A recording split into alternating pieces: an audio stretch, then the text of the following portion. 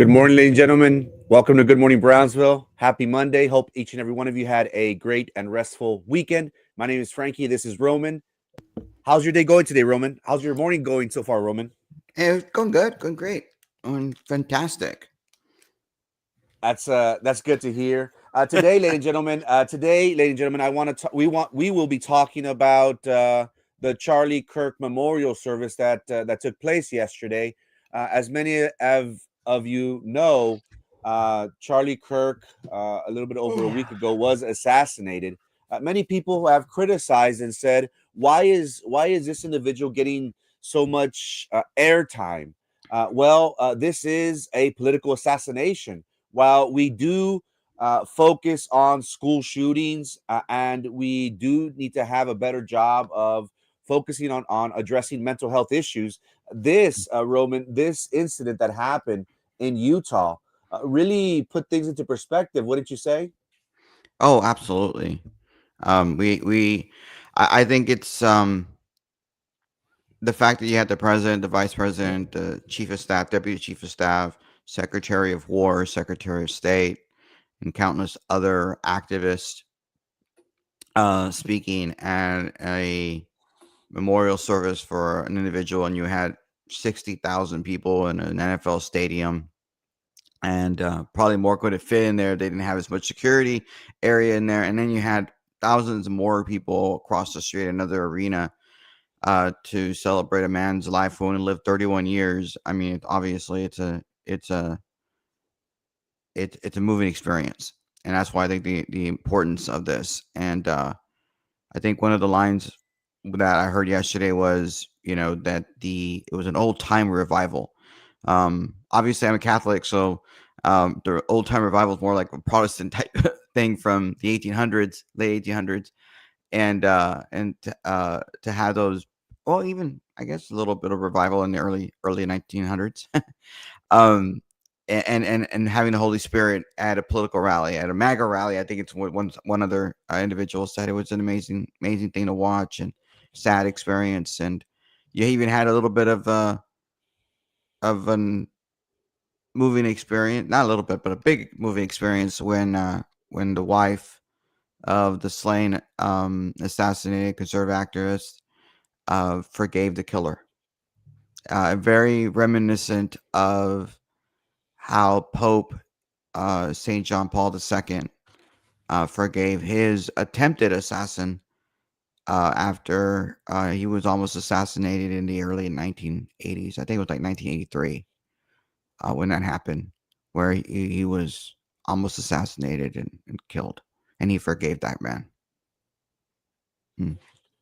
It was a very moving speech by Erica Kirk, Charlie's widow, and it was very moving for someone to be going through the anguish and despair and heartache, very recent, tragic of events, and she said, "I forgive him."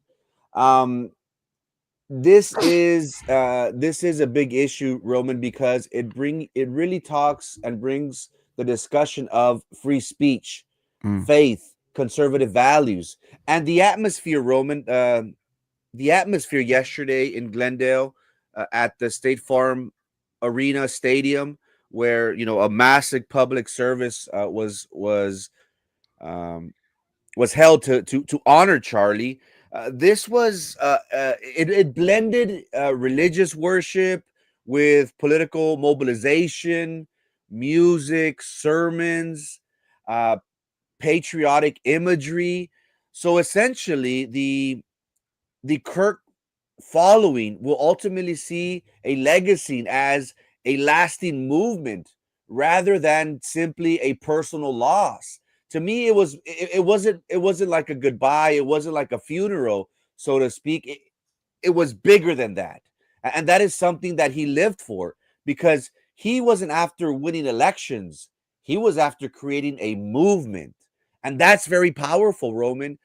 You mentioned last week how this man focused on the youth, and he was able to galvanize and pique their interest, and he in a way, he forced them to get involved into politics, and that is very powerful. Whenever you have a movement, because I spoke to a friend this weekend, and they said, you know what, a lot of the elderly population, well, they're retiring now. It's the newer generation that's gonna take the reins. We needed people like Charlie to get the youth to do something, and I think he did a great job. But now with his death, he this movement is going to grow even bigger than what it was. Mm. Oh, absolutely. I mean, you had a lot of young people, a lot of middle-aged people, a lot of older people at this funeral, and that's the cross section of how Charlie affected people. I think I mentioned a couple weeks ago when, well, yeah, a week and a half ago. What now? 12 days ago. Is it 12? Is it been 12 days? I think yeah, it's 12 days. Um, since Charlie passed away, and how one of my friends, she's an older lady, and she had, she listened to Charlie every single day, and Charlie moved her, and so she was able to get her politics and her religion at the same time, and improve her spirituality. And I think that's what, she was completely taken aback by him. I mean, we had yesterday, um, even Myra Flores, former Congresswoman Myra Flores, posted a few posts about Charlie, and she knew Charlie, and they were friends, obviously, and she said something I thought was moving. She said, I'm going to be like Erica, and forgive people who had trespassed against her. Forgive the people, even the people that are conspiring against her, which I was taken aback by that. There are people out there that are trying to hurt you as an individual, and you need to forgive them, and don't necessarily forget, what that person did, what those people did to you, but you forgive them, and it's very much the Lord's prayer. Uh, you know, you have to forgive other people, that hurt you. And I think that's a good thing. And I think Erica is teaching that. Charlie's teaching that. I mean, you had Elon Musk and President Trump meet and shake hands. Only Charlie could have done that. And that's what people have been posting. And I think there's just so much. I mean, there you go. Right on cue. You know, Elon wanted, Charlie wanted this, and they met. Now, they didn't sit down together the entire time, you know, but still, they got together, they talked, they shook hands, and that's Charlie would be happy right now. That's what Charlie did.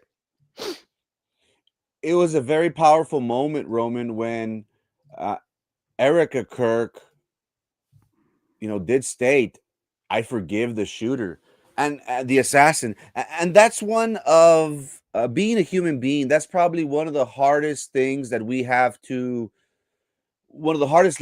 to learn. The Bible, Roman, doesn't the Bible teaches us if somebody slap us, you're supposed to turn the other cheek, and you know, uh, we're not supposed to react with anger. At least that is the Bible's teachings, and it's so human nature, Roman, for us to be that way. I know I'm that way. I have a short fuse. When somebody attacks my family, when somebody attacks my person, I'm always quick to that's just me. Maybe and I've always been like this, unfortunately.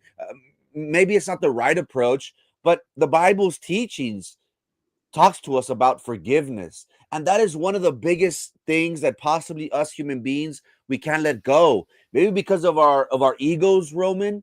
Maybe because you know but at the end of the day, this is something that even Charlie had wished, because he did speak about how um, God, God forgives us, and whenever we talk about sin, whenever we talk about us distancing ourselves from God, at the end of the day, if we are if we repent, if we get baptized, if we follow the teachings and guidance of our God, we ultimately could seek salvation. And that's one of the hardest things, even for me, that I am baptized and I am a Christian. I struggle with that, Roman, and I'm Mm, not afraid to. I'm not afraid to admit it because maybe it is my ego.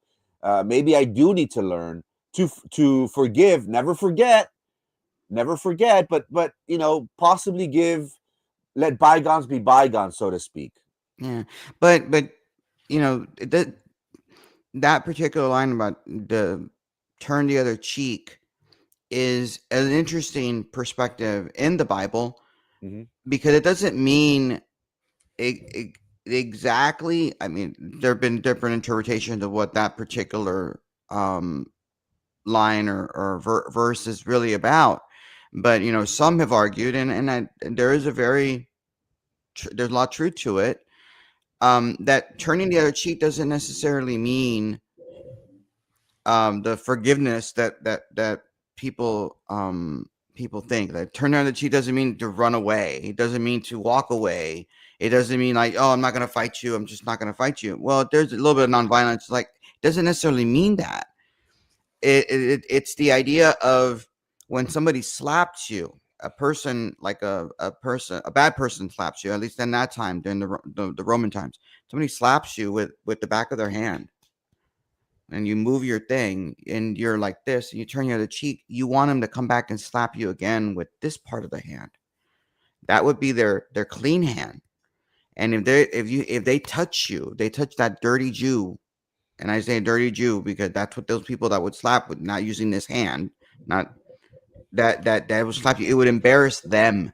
They would make themselves, that person who uses that part of the hand, unclean.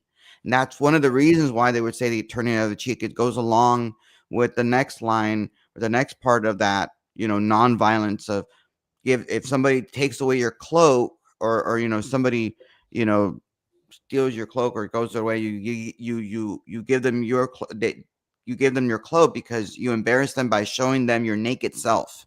If and that would be embarrassing to that person. And it's a smarter way of going after somebody. It's a smarter way than, instead of doing the violence, because you're probably going to get killed, do these non-violent tactics. And so Christ doesn't necessarily mean want us to be just wusses. He wants us to be smarter, but he also wants us to forgive. Obviously, you have to forgive everybody. Just like he said on the cross, forgive them, Father, for they know not what they do. Kind of, he obviously wants forgiveness, but he also wants us to be smarter Christians. That's an interesting take. I've never heard of that in regards to the dirty Jew. You're gonna get us canceled, Roman. Well, uh, I mean, it just because I just want to make sure people understand. I'm not saying that Jews are dirty. I'm just saying that at that time, the person that does it, the overseer, the person that is, um, the higher, you know, the higher status class person in that time would be the Romans, and then the people that were I don't know, the Pharisees, I guess. right. Those, they had those, and then you got the lower class people, and that's who Christ was preaching to. Yeah, I honestly think that it was a very powerful service. I did tune in. Uh, you know, it's impressive because here was this young man, 31 years of age, who started something. President Trump alluded to the fact that he started it with $1,800, and he had a goal that was going to preach conservative values, was going to talk about God, was going to talk about family, and how he genuinely wanted to change people's lives.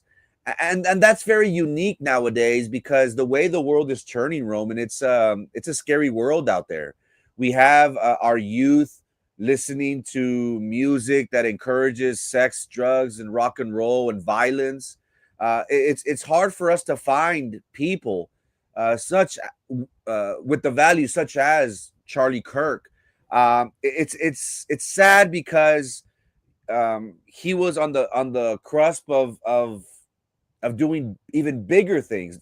I even heard people say, hey, he could have been the president of the United States if he wanted to, because look at the following that he had with the youth. Could this translate into politics? Uh, you stated that I'm not sure if I'll take that back. There are people out there who alluded to the fact that one of the reasons why he was taken out was because of that power. They saw the movement that he was creating. They saw Mm. the large gatherings that people ultimately, while they didn't agree with his message, they respected it, and that's something that's unheard of nowadays. Moving forward, Roman, how do you see this movement growing? We have thousands of chapters waiting to form at different universities. Just here in the valley alone, we have the UTRGV Turning Points chapter at UTRGV. You have it on both campuses, and the one in Edinburgh and the one in Brownsville. And there are people that want to start one at TSTC, want to Uh-huh. start one at TSC, STC. These college campuses and community colleges, not just at universities. And so I think it's growing in that way. You have kids that want to start them in high school, and in some places the kids that want to do it in high school are getting pushback. There was a story, I think the Texas Scorecard had a story about that, about that some kids that wanted to do one in a high school are getting blowback from their school administrators and school boards, and it's not right. And so there's a lot of growth there, because I one of the things that we talked about before is about how Charlie wanted the traditional family, the man and a woman, uh, bec- be, because he felt that that was an important aspect to our society, to the Western civilization. And without the family, you don't have a civilization to continue. And sometimes I like to think of, when I'm just sitting there and just meditating, I guess, on what I'm reading or what I'm seeing, and I try to bring it back a little bit closer to home. And you have right now in Brownsville, you have the school bond election that's coming up, and you have our superintendent talking about, that there are people that are not having kids. They're not having children, and we have lower birth rates. And he talked about how his family had, 8 family members, and kids and brothers and sisters, but he had 2 kids, and it didn't grow. And I kind of laugh at that a little bit because, well, you know, even back when, I mean, he's what, 65 years old, something like that. And he making it seem like we had so many schools back in the day when he was a kid, and we really didn't. We've only recently just had 53 campus. It wasn't like that big when Brownsville wasn't that huge when he was there. Makes it seem like, but whatever. I'll take him at his word. Have all these kids at the low birth rates happening. But part of the reason you're having this low birth rate, not just in Brownsville, but throughout the country, and it isn't because you have, lack of immigration, and just people are not being, um, bringing people to work, and the workforce is dying out, and it's not just that. I believe, and I think Charlie believed that too, is because you have people who don't want to have kids. You have women who want to wait till their 30s, and you have, that don't want to have kids right away, and it's causing that, blocking them. I think we talked about this. But it's also because you have leftists in our society that are pushing this idea of same-sex marriages. That is going to produce a fruitful civilization. Having same-sex marriage does not allow for more children to be born into this world. It does not allow. If you are a leftist and you believe in one marriage, one God, one woman, one man, great. But if you believe that a man and a man can get married, or a woman can get married, guess what? You're stopping. You leftists are stopping for more children being born in this world, so that these schools districts don't get screwed over. I mean, I know you might think, oh, Ron, why are you bringing this up? Because I bring this up because yesterday you had one of these social media influencer group pages posting a video of a group of individuals on the corner of Boca Chica and the frontage road with a sign, honk if you believe one man in traditional marriage. And the person that was like, I don't know, were they laughing at the man? I don't know. I can't tell if they were laughing at the man, laughing at the idea, or like, oh, they were discussing. I don't know. but they're posting it, and people were commenting things that they were commenting. It was like, you leftists who say, let them live the way they want to live, let them have the life they want to live. What's it to you? Well, what's it to you is you have our school district suffering because we don't have kids in school. We don't have kids that are coming up. You had the superintendent arguing that lower birth rates is causing a problem. Well, guess one of the reasons why we have lower birth rates? Because you have people in this upcoming generation, this Gen Z generation, that believe the things that they believe, but they're like, what, a third of them don't identify as one man, as a man or a woman. They identify as non-binary. It's all these kind of weird stuff. And so what's it to you? It means increased taxes. Why does it mean increased taxes? Because now we're having to support all these schools that probably should be closed down and sold, but we can't do that.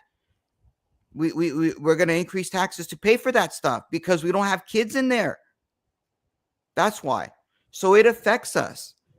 I get it. You want to feel better. You want to feel like, oh, I'm smarter than you. I'm going to let them live the way they want to. I'm not going to judge them.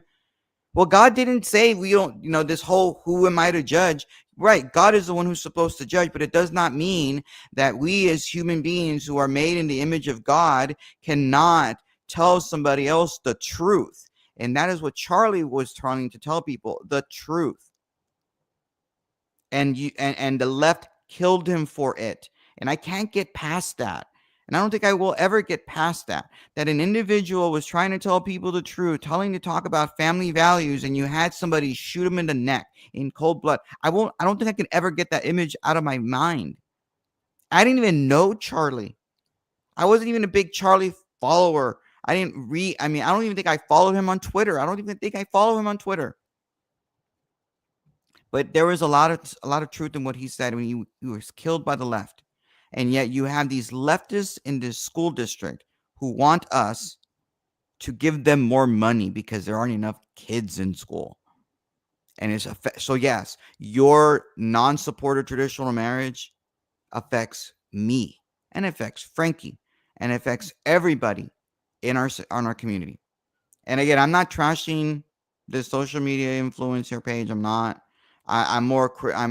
I don't understand the video. I don't understand what they're laughing at. But the comments, very scary, because a lot of those comments are people that live here in Brownsville, live in our community, and so if you don't like it, if I get attacked because I say what I say, I'm sorry that I'm telling you the truth. But we have to support traditional family values. We have to support traditional marriage.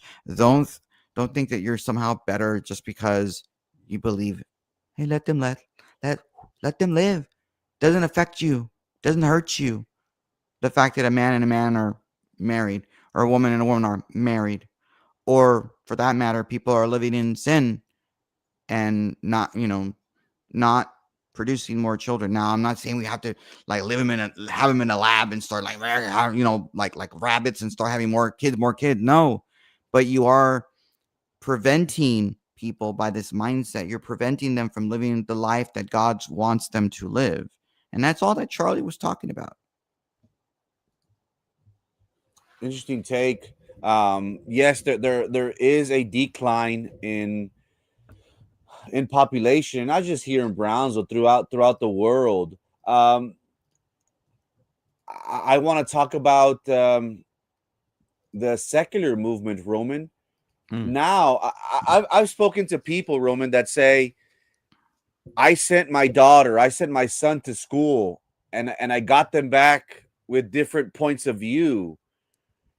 Is there a problem with our education? Are students being radicalized? Are they being woke by these ideologies? Because we are living in a time where now people, are offended by what either scripture says, by what people say, and what do? They take matters into their own hands. There is this picture I came across that states education should focus on teaching students how to think, not what to think.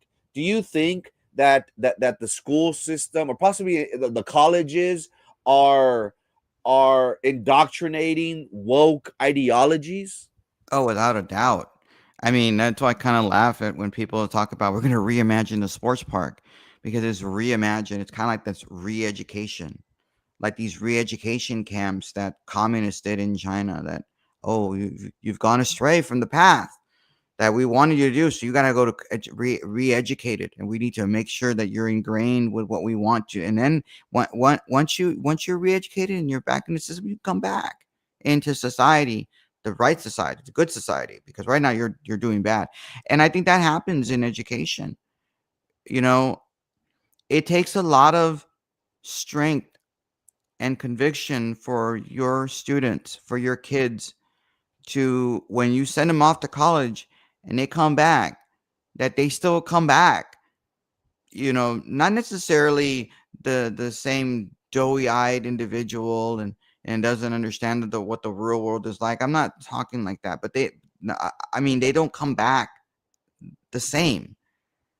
They don't come back believing the values that you instilled on them, or at least attempted to instill on them, and they go and become more radicalized at these bigger universities. You're the one paying the money, and they come back a completely different person.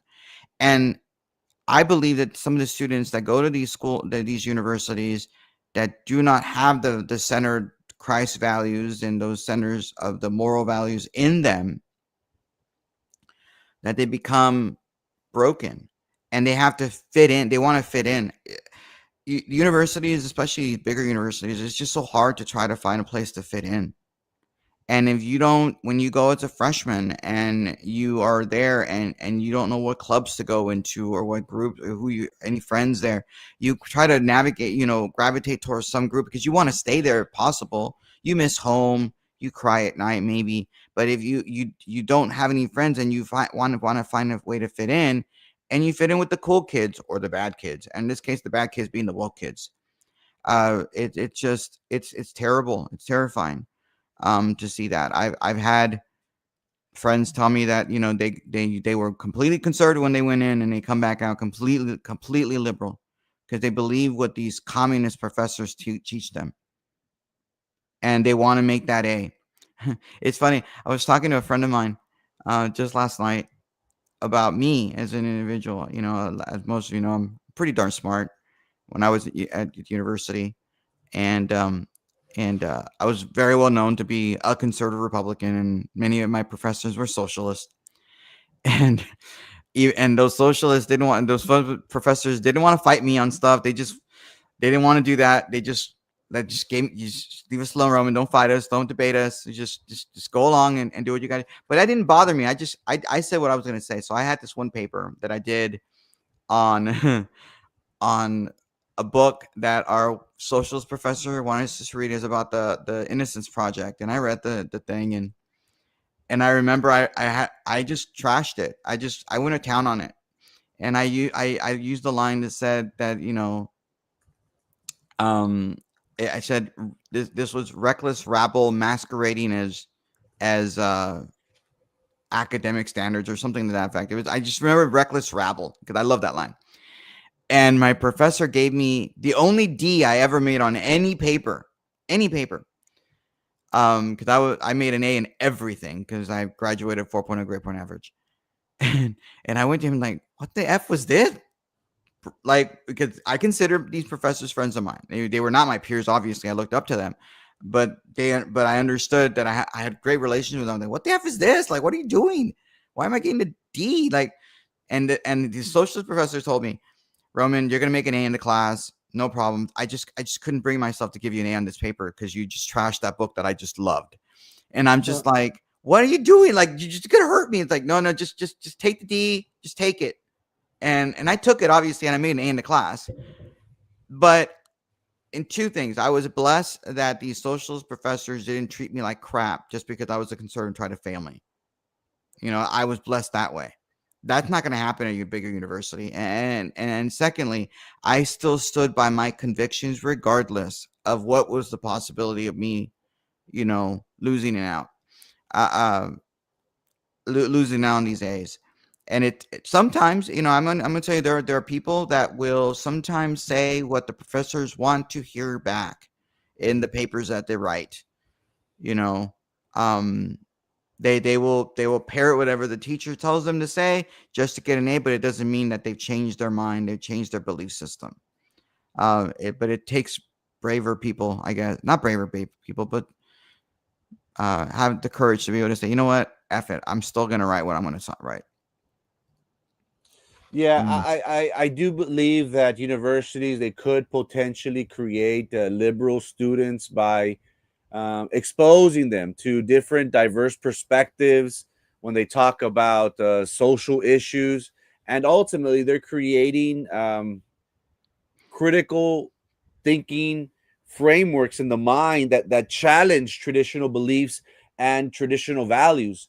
In many colleges, Roman, the environment, especially when you talk about the humanities and you talk about social sciences, the students they do engage in topics such as inequality, system injustice, climate change, human rights.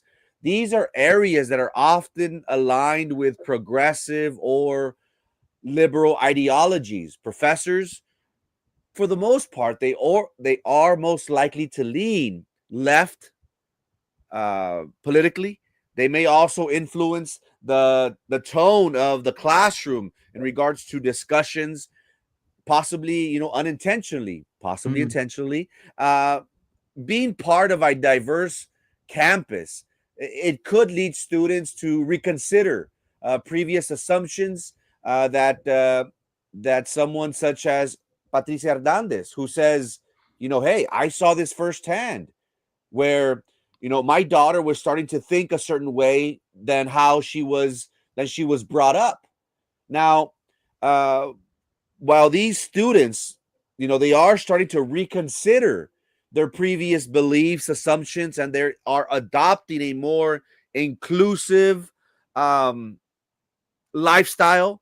This doesn't mean ultimately that all students are becoming liberal because of the universities, but the academic and social environment, atmosphere at these universities, I think we could agree that they do encourage these these um, these students to shift towards becoming more liberal in their beliefs. mm. Yeah. Patricia Hernandez goes on to state, now my daughter is on her last semester, has to go to Edinburgh for a class, and says that that class is as liberal because her professor is from California, and he did mention to them that he's from California. Mm, yeah. I mean, there is a lot of stuff. I'll tell you another.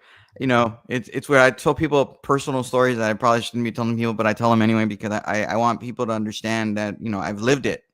This whole idea that this the Spanish language, "Tú ya fuiste, yo ya vine." When you're going, I already came. I already arrived. When I was an undergrad, I wanted to go to get my PhD, and I I I had my I was getting my bachelor's degree, and I applied to a bunch of universities, and I got rejected, even though I had a 4.0 grade point average. And from not every university, but the main universities I wanted to go to, I got rejected, and it did not dawn on me. I was, I guess, naive enough to think that these universities would want to get somebody who would submit a writing sample that said, a paper I did as an undergrad, why Hispanics or why Mexican Americans should be Republicans, not Democrats. And I wrote this paper 25 years ago, you know, and I submitted that as my writing sample. It's one of my better papers because I thought I made a very, very compelling argument. It's not undifferent than what Myra did at the youth summit over the weekend when talking about why Hispanics, have conservative values and should be Republicans. And so I wrote that, and I didn't think that, I'm me submitting this writing sample is going to tell those people that are reading it that I am a conservative Republican. And I should like, what am I didn't think about it. And I was, devastated by it. But I decided I'm going to stay home. I'm going to get a master's degree. And then that way, I have a little bit more leg up. I mean, I didn't go to like the greatest university in the world. I went to UT Brownsville, right? And I, getting getting a master's degree might show them that I'm better. And then I even got, I was published. I wrote an article in a scholarly paper, and I got published, which is great. Allowed me to go. Then all of a sudden, the every university, every one of them that I applied to accepted me, every one of them, to get my PhD, including UT Austin and including A&M. And UT was always my dream school. That's where I wanted to get my PhD. And so I went up to UT, and I sat with some very, very well-known Hispanic leaders in academia that are at UT. We were having lunch. They were trying to recruit me. Just imagine one of these, young football stars wanting to get recruited, and we want you to come to our school, and they show you around. And that's what the kind of day I had at UT. It was great. And I managed to make a reference that they were making a reference to what was going on, how, George W. Bush is bad, blah, blah, blah. And I made a comment, hey, I think it's not too bad. And one of the professors looked at me and says, wait, are you a Republican? And I'm Denied. Denied. No, I didn't, because I was already accepted. They couldn't take it away. Okay. And at that point, they had already offered me more money to go by that point. And I had told them, let me think about it. And I made a mistake, because I probably should have said yes, but I had made a deal with my wife that, when I went to UT, she came with me, and we had just had our daughter, and I had said, I'm not going to accept just because they gave me more money, because we were young, we had just gotten married, and we were young, and I wanted to make sure I could afford living in Austin. And so so I told him, yeah, I'm a Republican. Why? We accepted a Republican into our PhD program. How did we do that? And at that moment, I realized, oh crap. Yeah, you did. And so what Green Alien is talking about, this peer review stuff, it's absolutely true. They want somebody to comply. They don't want to produce it. They don't want to take a chance in producing a conservative with a PhD coming from UT Austin. Now, they'll pretend and they'll say, oh, we'll accept everybody. But no, they want somebody to comply. That's why they do the pre-review stuff. I mean, I was probably going to have a horrible time trying to get it. But I believe, and I still believe to this day, that you need to have people that disagree in faculty. There back in the day, there was a professor named John Rawl. I think he was in Harvard, and another person that was and gosh, I'm aging myself. I can't remember the other person's name, but John Rawl was a professor, and across the street there was another one. I think it's Novak. I want to say it was, and they completely disagreed in their perception of what the social contract and political theology, not the political ideology, and their own idea of what society could be like. And they had debates. It was a truly amazing thing to have these two people. They were both tenured. They could have these in the same faculty. You don't have that really nowadays. You really don't, because everybody has to think woke think. Everybody has to think the same. And they don't have and it's gotten to the point that you have professors that don't have a problem splurting out their negative, nasty stuff. Do you have a professor at UT Austin, if I'm not mistaken, but the Texas Scorecard is trying to get their emails and see what they're talking about, because they want to see how do they talk in email in order for them to see whether they talk that way to students, because we want people to have differing opinions, not all have the same thing. And I'm not attacking this professor. You have a right to believe what you want to believe. You do. And you want freedom of thought. And so I'm not, necessarily condoning us going after every single professor. We shouldn't do that, but we want to make sure that professors understand that we need to accept everybody, whether they're a conservative, a leftist, a liberal, middle of the road person, accept them into academia, try to get their PhD so they can become professors and teach the next generation. And yeah, it's okay to disagree, just like Patricia said. And so I like what Green Alien said. UCLA at Austin. Well, the thing is, UCLA sucks at football, and UT Austin does not suck at football. So I guess those are the two differences between UT and UCLA. But I concur. I don't disagree. Speaking about the youth movement, and you spoke about this earlier, Mayra Flores, former congressman and candidate for the Republican primary for District 34, did appear at the Texas Youth Summit this past weekend. The topic of discussion was why Latinos are natural conservatives. And I believe Charlie Kirk, Roman, he was supposed to be at this summit, if I'm not mistaken. Mhm. Um, what I found fascinating is that people are starting to recognize that it is important for us to target the youth, for make sure that we encourage them to participate, to get involved in politics, that their voices are heard, encourage them to become registered voters. That's one thing that I did see at the memorial yesterday in Arizona. That hundreds of people, maybe thousands of people, Roman, thousands of people, I think it's fair to say, were registering to vote, were pledging their allegiance to the Turning Point USA chapter, wanting to create different chapters. And one thing that stood out for me, Roman, from the Texas summit was Mayra Flores. Mayra Flores is able to read the room. And here she has a picture with a young man from Brownsville, from the city of Brownsville. She posted, I had the incredible honor of speaking at the Texas Youth Summit in front of thousands of young men and women, inspiring them to stand up, defend, and fight for America, and to be proud of what it means to be an American. One of the highlights of this event was meeting Scotty, a senior in high school and new voter who is ready to join Team Maida and be part of history in saving America. We are we we are both proudly representing the 956. The future is bright with passionate young leaders like Scotty stepping up to make a difference. Let's keep the momentum. How important, Roman, is it for someone such as Mayra Flores of continuing the legacy of Charlie Kirk and focusing on the youth and making sure that they stand up, they defend, and they fight for the American values? No, it's incredibly important. I think it's great that there were people from Brownsville at this Texas Youth Summit. I think it's great that you had people from Cameron County and up around Texas Congressional District 34 at this large gathering. Friday night, they had uh, an entire program devoted to Charlie and remembering Charlie. Eulogies. You had you had Senator Cruz speaking. You had Congressman Chip Roy spoke. You had Texas State Senator Angela Paxton spoke.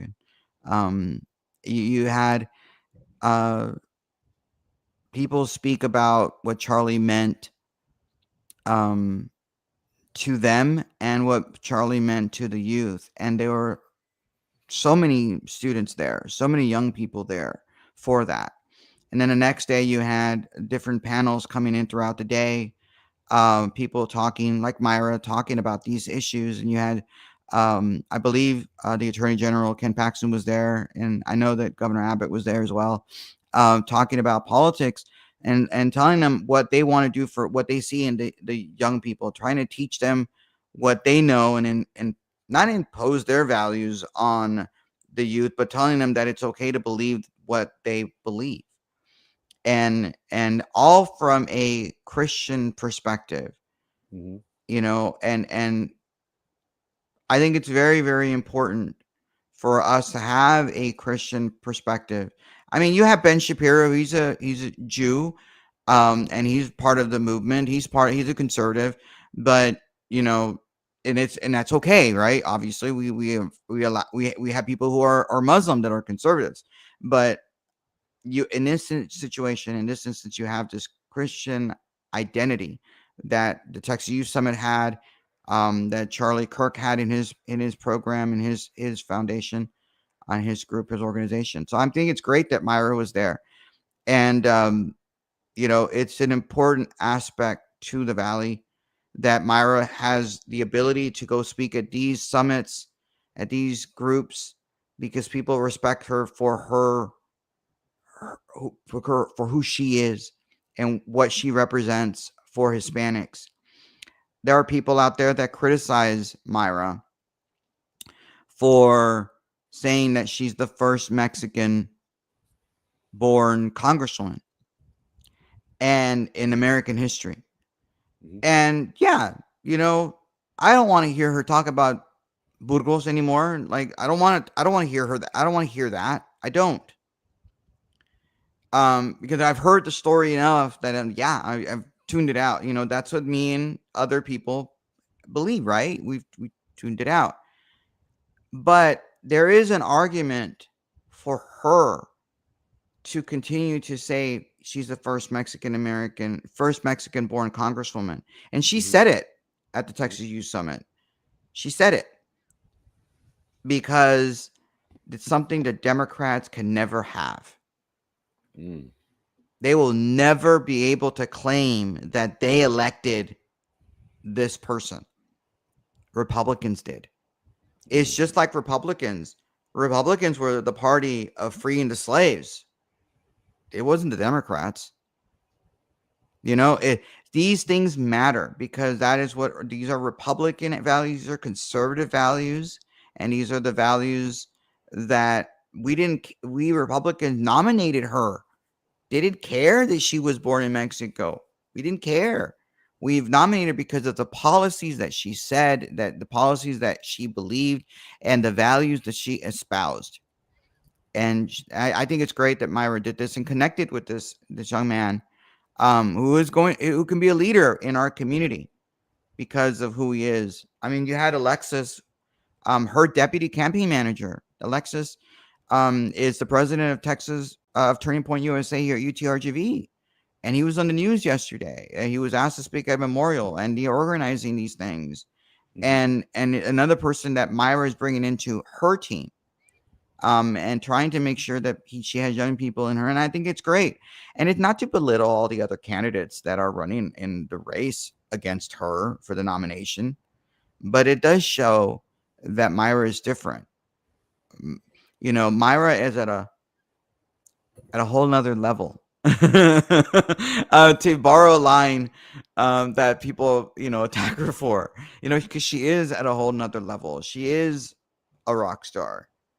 These other candidates that are running, no disrespect, but they're running for second place in the primary. Let's read what Green Alien said. I think Myra Flores brings a balance to the entire discourse. On another topic, I know of a few females that envy her. Oh yeah, there are a number of females in our community that envy her ability and her who she is. I know. Some of them are elected officials.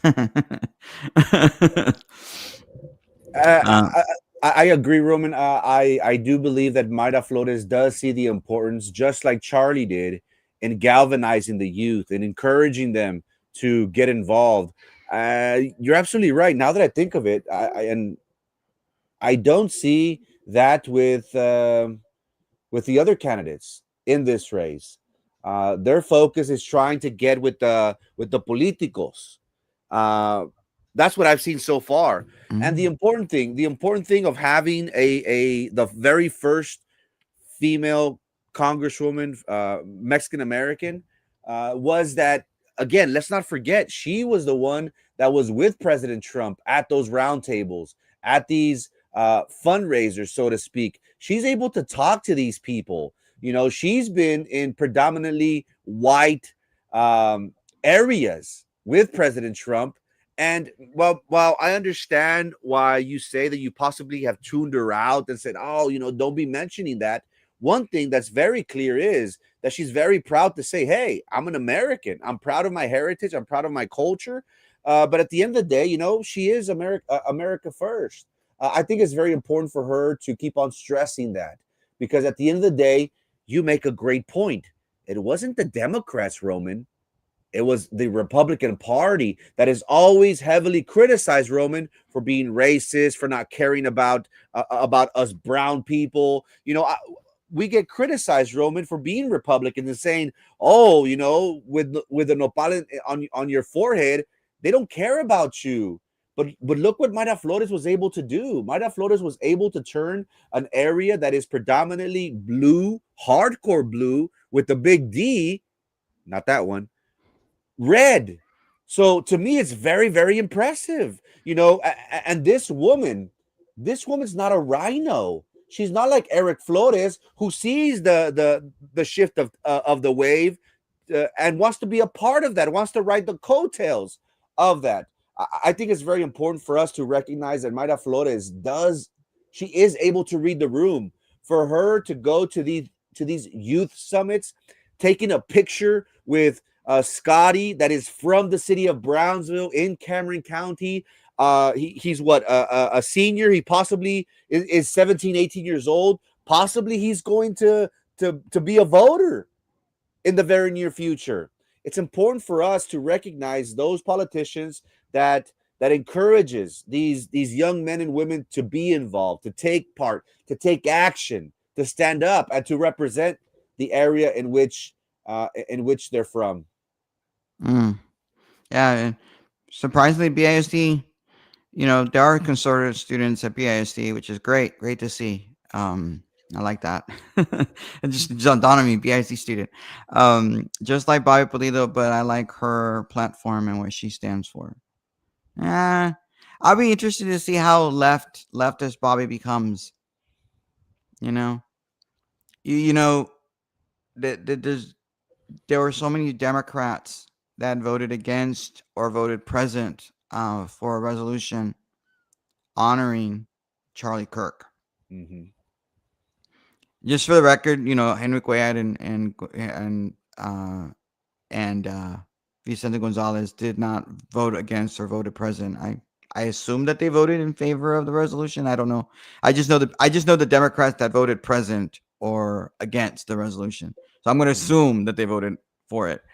But it's just unfortunately you have Democrats out there like Congresswoman Jasmine Crockett, I think is her name. I know it's Crockett, from the Houston area. And by the way, the Texas Youth Summit happened in the Houston area. So kudos to Scotty and every single person from Cameron County that traveled to a youth summit, youth conference over the weekend. They could have been doing Friday Night Lights. They could have been doing all kinds of things on the weekend, but they traveled up to Houston for this event. So congratulations to them for going. But anyway, but Jane Crockett said that she was disappointed that only two Caucasian Democrats voted against it. It's almost like she's implying that Democrats themselves are racist too.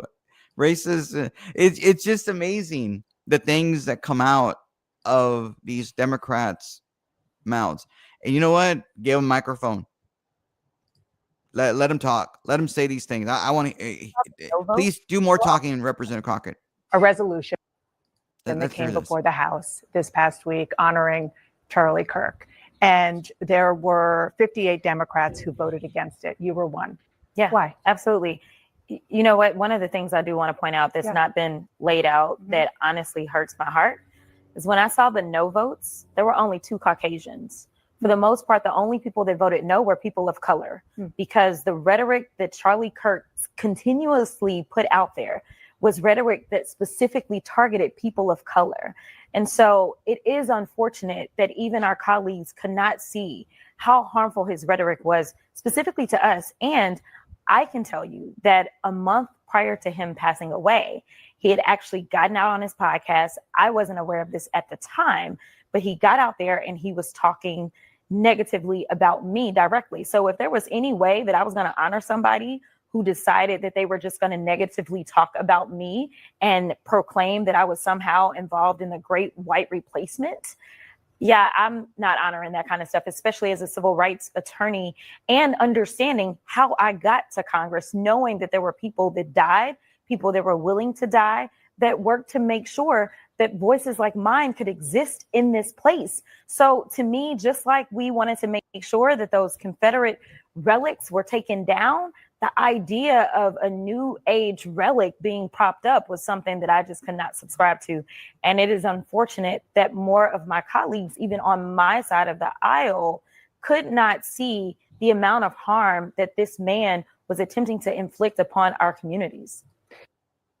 I really would like to hear the full quote of what Charlie was saying when he supposedly attacked her.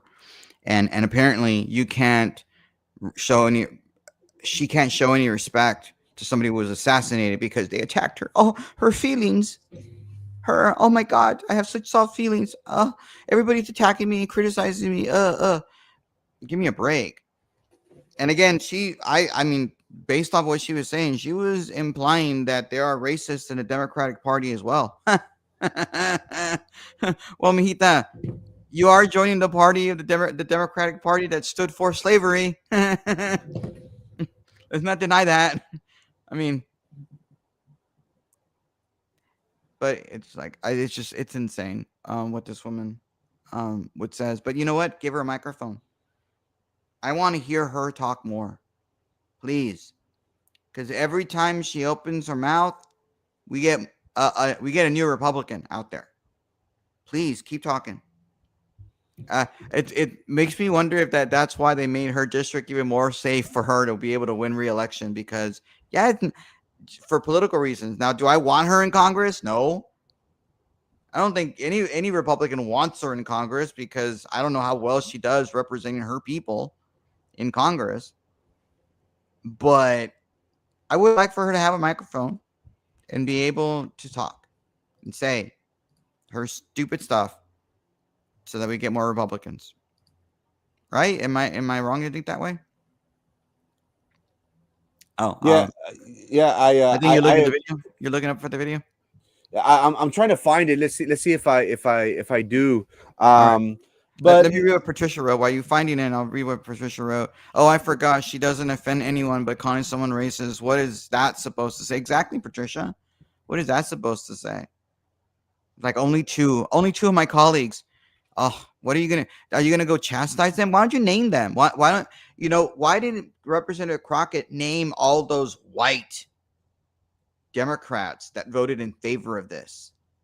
Why is she gonna then go and attack Representative Cuellar and Representative Chente Gonzalez if they voted in favor? Is she gonna attack them? This whole notion of this people of color thing.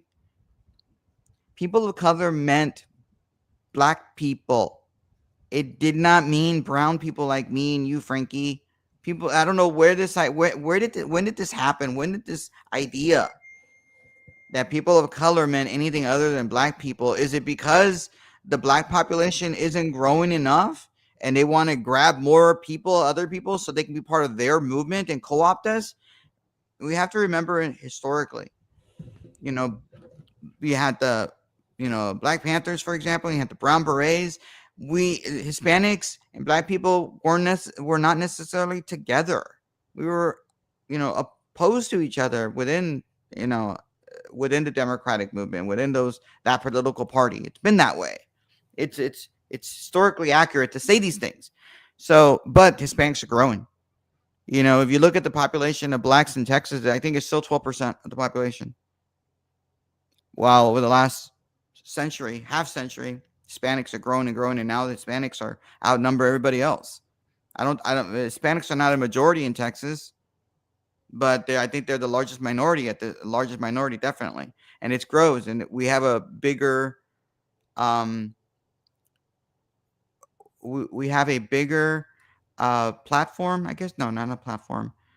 We have a bigger influence in the direction of the state, more so than African Americans. But yes, please call your fellow Democrats racist, Representative Cochran. Please do that. It only helps us, Republicans. Please do that. Yeah, interesting take. Very quickly, Roman, I want to go back to Elon Musk, because that to me is something very, very big, because it showed something, and he did posted something yesterday that kind of caught my attention. That he, I think, because of what happened, he is starting to see what many people have stated, that Charlie Kirk was taken out because of his views. And we thought after him and President Trump, they had their little disagreement, their very public dispute, that was the end of their bromance. Are we going to see, Roman, a time moving forward where these men, these very important and powerful men, could work together for the betterment of America? And I say that because um, President Trump this last week started a new initiative with the visas, which ultimately affects someone like Elon Musk, who is an immigrant. Do you think that what happened to Charlie Kirk, them meeting yesterday at this memorial, is going to put them on a path towards working together once again? Well, I think they have very common goals, and not they don't agree on everything, obviously, and you shouldn't expect that. I mean, I the Republican Party is a big tent, and we should have different ideas, common goals, general common goals, but it's okay to disagree amongst Republicans. And this line that that Elon on said Charlie was murdered by the dark for some showing people the light. I think it was a great line by him. Elon is a smart man, but listening to him talk, I think he suffers from some sort of social anxiety. I think I think he's on the spectrum, if I'm not mistaken. And at least you could tell that he was moved. And for us, normal, I say normal, people who can show feelings, and cry or whatever, and be emotional. Um, it's hard for somebody like Elon to do that, but you could tell that he was moved because he wasn't exactly the same Elon, but he was still robotic. He was still kind of like a Vulcan. um, and but yeah, I just think he's it was interesting what he was saying and how he was moved and he was there to show respect to Charlie. I think he supported Charlie. I think he was donated to Charlie's group, if I'm not mistaken, because he has money to do it. But as far as the visa thing, I'm not as familiar as probably you might be, Frankie, on it. But I think one of the things that I had read was that they were going to charge companies $100,000 for every visa applicant, and I think that's a good way of making sure that people hire Americans, not necessarily hire people from Southern Asia. Um, so I'm glad that they're doing that, so that they can try to hire more from within, and charge these companies thousands of dollars for them to have visa applicants and keep them from hiring those low wage people. Yeah, I think that us seeing President Trump and Elon Musk together, I think it was a step in the right direction. Hopefully, Elon Musk could come back into President Trump's inner circle. Elon did go on X, and he did say that he was going to fight this. Um, Ultimately, what I think is going to happen is that they're just going to be more remote jobs. In my opinion, they're going to focus on that. Ultimately, that's what's going to happen, and I think the government the government did give them, I think, a deadline. I think it was this past Friday or this upcoming Friday that it was going to go into effect. It was good to see President Trump and um, Elon Musk exchange pleasantries. I think it was something that many people were anticipating, because we saw Elon Musk, and there's no denying, Roman, this country was formed on immigrants. We have the first lady, immigrant, JD Vance's wife, family, immigrants, Elon Musk, one of the world's richest men that calls Brownsville home, immigrant. There's no question that immigrants have had a profounding impact on forming the country, on forming the skyscrapers, on being our workforce. But now we're starting to see a trend where this administration, Roman, is focusing on America first. And I think that's the message that President Trump wants to send. He changed the way the automobile industry was operating, Roman. How he said, "Oh, we're gonna have higher tariffs for Ford, for any other car company that builds outside of the U.S." What did that cause? For them to bring back those jobs to the U.S. Apple as well. Apple, now they're starting to build. If I'm not mistaken, now they're starting to build a lot of their products here in the U.S. Why? Because it's going to cost them a lot. It was going to cost them a lot more if they were to keep their operations overseas. So I'm starting to like what we see here, because again, for many years we have gone to outsourcing in other countries, outsourcing in China, where it's cheap labor. But what's happening is we're affecting the American economy here. So by us creating jobs and focusing on, hey, you want to pay for your worker out of India, out of China? Well, it's going to cost 10 times more, 100,000 now for that visa. What is that going to cause these workers to do? These employers to do?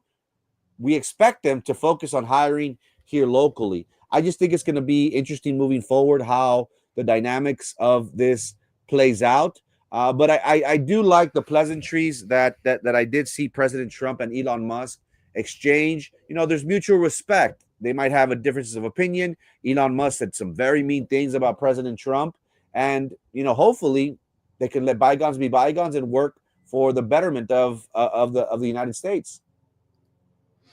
Oh, Toker, I was wondering where you were at. So I was like, dude, where have you been? I've been waiting for you to comment, and you're not there. So congrats, welcome back, welcome home, I guess. Has there been a study on the impact of raising the fee to 100,000? What does the Labor Department think? I don't know. You have to have a study to do these things. We don't need a study for everything. That's I think it's pretty okay that want to charge this stuff. I mean, Choker, how many times have you tried to talk to somebody from Amazon? And you end up calling Amazon because you have a problem with your package or whatever, and the person you're talking to, you can't even understand what they're saying. I think we need to bring more call centers into the United States where you can actually understand them. And it's not just Amazon; it's other places. I mean, have you tried calling Best Buy lately? Do people still shop at Best Buy? But yeah, you try to call Best Buy because you have a problem. You want to ask questions about what's happening in their store locally, and you don't talk to somebody in the store. You talk to somebody in, I don't know, India or Taiwan, or I don't know where you talk to those people. It's just somewhere else. They're not here. So I think it'd be okay to have people work here in the United States in call centers and work in automotive industry, have jobs here in the United States, so we can understand them and communicate. Why are we producing jobs over there? Your personal information is out there, right? And these computers, when they open it and they start asking personal identifying information is on those computers. How safe are those computers? Have them here in the United States. I don't mind. Overall, Roman, what's your take from this memorial service that happened yesterday? Yeah. What was your take, Roman, from the memorial service? Are we going to see how the conservative movement is going to be even stronger after the passing of Charlie Kirk? Well, I think it is. I think it is. I don't know. Oh, I'm trying to look at Toker's argument that he was listening to our argument about how society will collapse if there's more gay people. Sounds very sonic. Yeah. I think science really clearly says that two guys and two women can't produce more kids unless they're going to be test tube babies. And make it more expensive to produce that. It's a lot easier to have a man and woman produce more kids. But whatever. I'll ignore Toker for now on. Patricia wrote something right now too. Let's read that one. I think she's saying goodbye. Blessed day, everyone. Gotta go. Have to pay a speeding ticket. Any donations are welcome. Oh no, I'm so sorry. You got a speeding ticket. Not gonna tell you to slow down. Not gonna say that. Sometimes I'm not gonna say that. Okay, I'm saying it. Slow down. See you later, Patricia. Bye.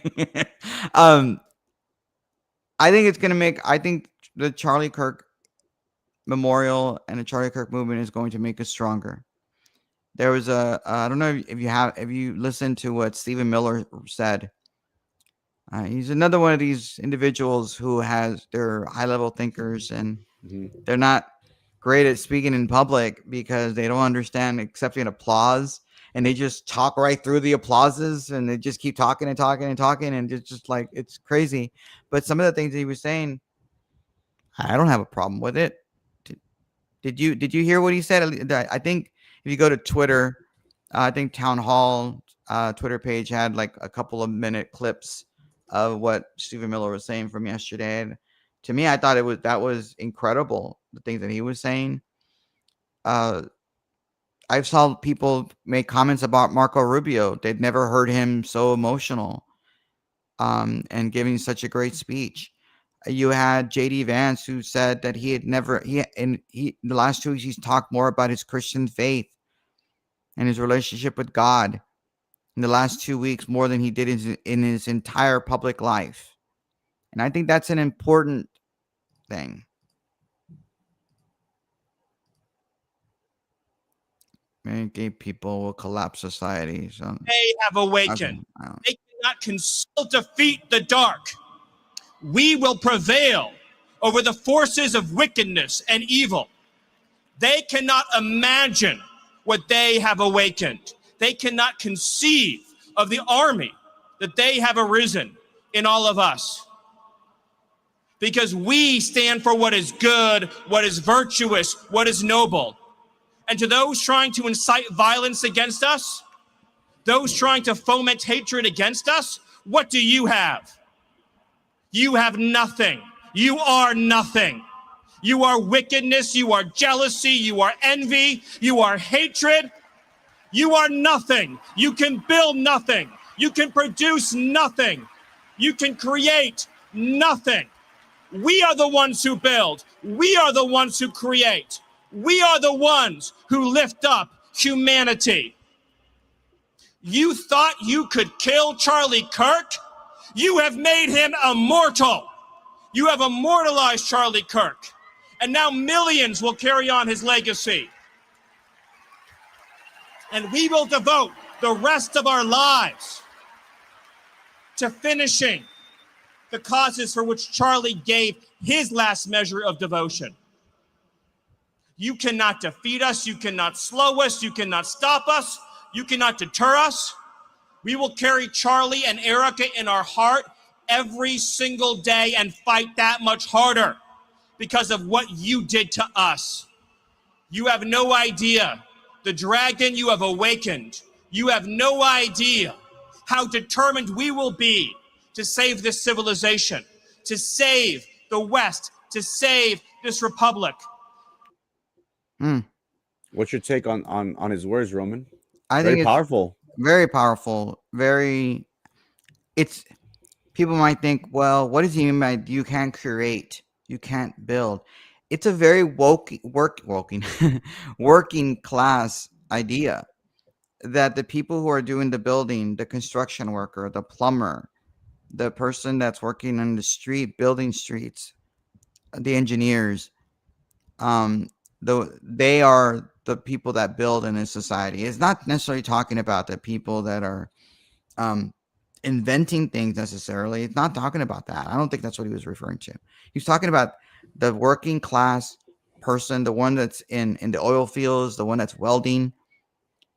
That they are the working class people. They are the ones that are going to build the society. It is their hard working values that are going to continue this society and fight back against the wicked thing that says that it's okay to have non-traditional marriage, things like that. That's what's going to save our country. and I thought it was just extremely powerful. Again, I wish he'd slow down a little bit so that you could allow for some of those clapping. I don't know if you could hear it in the audio, but like he was going hard, and he didn't mind. He wanted to get his message across. I thought it was very effective in a lot of ways. Now people will vilify him, people would dehumanize him, and say he's an evil man, for some of his theories and ideas. But it doesn't mean that he doesn't resonate with the working class person. Yeah, very very powerful statements. And again, the hatred that many liberals feel in regards to someone such as Charlie, they thought that they were going to silence him. They thought that they were going to instill fear in people, and ultimately they got pushback. They got the total opposite of what they were of what they wanted. It's going to be very interesting moving forward. How is that going to affect the midterm elections, Roman? Is this going to have a profound impact in 6 months from now when we have the primaries?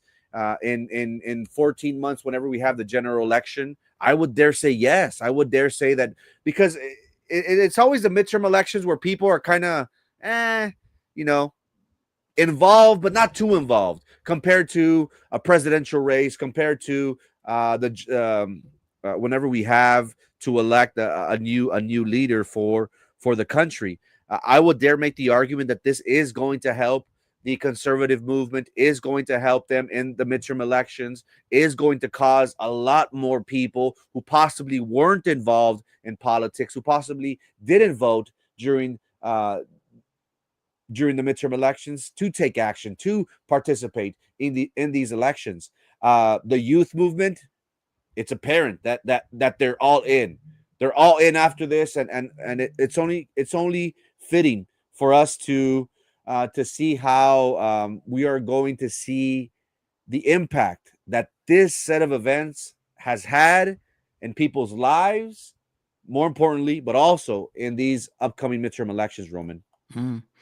You had I mean, we've had more leftist violence happen in the last week. You had this leftist person, fire gunshots into an ABC affiliate in Sacramento, I believe. You had a gunman killing an individual and wounding two others in New Hampshire at a country club, and he said "Free Palestine" when he did it. Supposedly the New Hampshire Attorney General was claiming that there's no hate-based evidence to this, but why is somebody screaming out "Free Palestine" when they're shooting up a country club? Like, it makes no sense. But we'll learn a little more about this particular incident that happened in New Hampshire. But yeah, there is left field violence. I mean, that line that President Trump used earlier, I think he had it up there. The gun may have been pointed at Charlie, but the bullet was aimed at us. So because I think sometimes President Trump does a better job when he reads the speeches that are written for him. And I think his speechwriters do a really good job of writing for him. And sometimes I'm glad that he uses those lines that are written for him. And then, his off the cuff is when he does off the cuff, he's talking to people at a different level and being like a, everyday American. But sometimes lines like this are just like, it amazes me, and I appreciate speechwriters. I really do. Whether they're leftist speechwriters or conservative speechwriters, because speechwriting is such a talent. It really is. Right. I'm amazed by people who do that. And I've written speeches for people, so I just amazed at other people who write speeches for people. But this line is an amazing line, because he's talking about, the gun was pointed at Charlie, but he represented all of us. And that's why there were people that had wristbands that said, we are all Charlie, because he was in the way of that bullet. And he took the bullet for us, but the bullet was aiming for all of us. They want us to live in fear.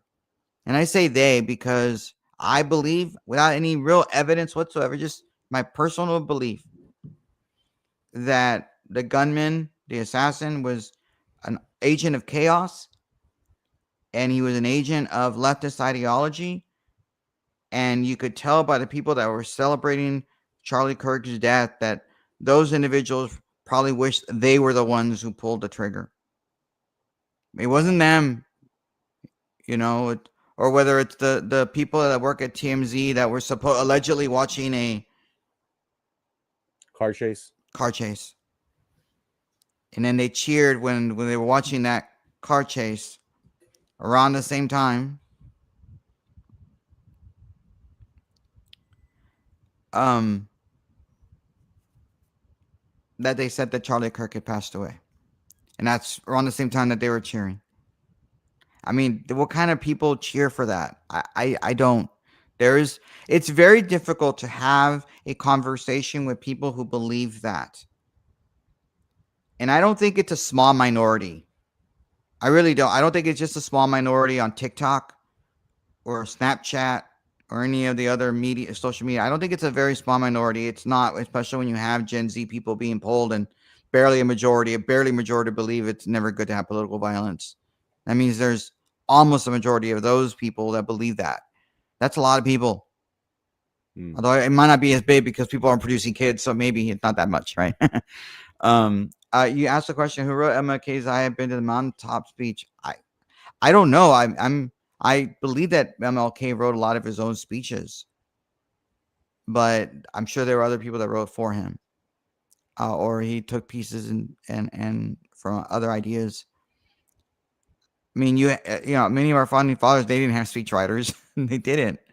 It takes a different kind of a human being to be able to write their own speeches and do it. I mean, not everybody has that gift. I love listening to speeches. I love some of our great orators, whether they're you can't listen to like Frederick Douglass, but some of his speeches were great. That you got written. Or Abraham Lincoln. I mean, his Gettysburg Address, he wrote it himself. So many great speeches that are, we can't hear them, but we can read them. Oh, it's great. Yeah. Sorry about the noise. I think one of my neighbors is cutting the grass. So You're fine, Roman. Any last words, Roman, before we close the show? Yeah, I'm sorry about Friday. We didn't get a chance to do the sports show, and a lot of good sports weekend. And we'll talk obviously sports on Friday, hopefully. But it was a great sports weekend. I hope you all had a great sports weekend. Cowboys lost, but guess what? I didn't watch any NFL games. Did you watch any NFL yesterday, or were you watching the funeral stuff, Frankie? I had both. I had the games, and I had the earpiece on for the memorial. Yeah, I honestly didn't see any games over the weekend. I didn't care that the Cowboys lost, although I don't think it was a close game at all. From what I could tell, the Dallas Cowboy defense can't do anything. Kind of makes you wonder whether Micah Parsons, if he were there, he might have been able to get some pressure, because it's very clear the Cowboys cannot give any pressure on any quarterback right now. And so who knows? But I did not expect this loss, because I think I predicted them beating the Bears. I was 3-0 in my picks when it came to the Cowboys for the season, and I was wrong on this one. So maybe they'll have an even worse record, which means we'll have a higher pick in the first round, and hopefully get some really, really good players. Hopefully, those were my last words.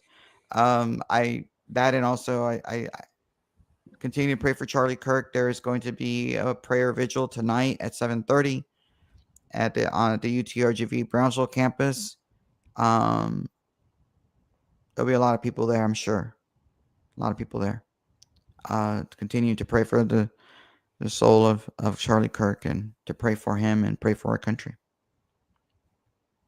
Ladies and gentlemen, if you haven't already, make sure you subscribe to our YouTube channel titled Frankie Olivo TV. We will stream and come on live before you Monday to Friday at 9 a.m. religiously. So if you haven't already, make sure you go to YouTube, subscribe. That way you can tune in to Good Morning Brownsville to stay up to date with everything that's happening in Brownsville, Cameron County, South Texas. Best believe we'll have all the latest information that is important to you and your household. Thank you so much for your time and your attention, ladies and gentlemen. Happy Monday. Have a great start to your week. Peace.